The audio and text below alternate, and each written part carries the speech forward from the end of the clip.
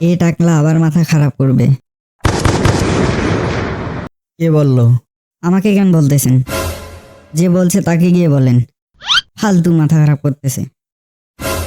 বেটা তোর মাথা থাকলে তো খারাপ হবে। স্যারজি, আপনি হয়তো জানেন না, আমার মাথা অনেক ভালো। আচ্ছা, তাহলে একটা প্রশ্নের উত্তর দে। বলেন বলেন। মনে কর একটি আমের গাছে, হ্যাঁ, মনে করলাম। পুরো প্রশ্ন শোন আগে। মনে কর একটি আমের গাছে 16টি কলা আছে। সেখান থেকে 5টি লেবু ছিললে ওই গাছে কতটি কমলা থাকবে? আরে স্যারজি, এটা কেমন প্রশ্ন? বেটা এটা ট্রিকি কোশ্চেন, চল উত্তর দে। স্যারজি, ওই গাছে 9টি তরমুজ থাকবে। মজা করিস? আমার কাছে তরমুজ কিভাবে আসবে? আপনার আমের গাছে কলা, লেবু, কমলা আসলে তরমুজ কেন আসবে না? ফাইজলামি করিস? কিন্তু স্যারজি। চুপ। ভাগ গাধা কোথাকার। আমি গাধা? জি চল কপি বের কর। স্যার, আমি কপি করি না।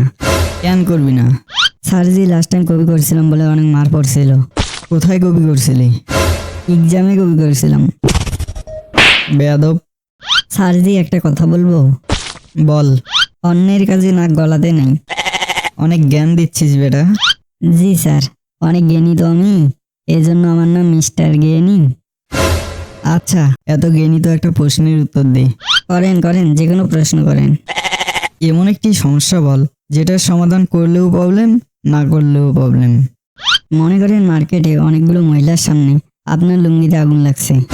কি বলতে চাচ্ছিস বে তুই? এই যে ওই সময় লুঙ্গি খুললেও প্রবলেম, আবার না খুললেও প্রবলেম। স্যারজি, একটা কথা বলবো?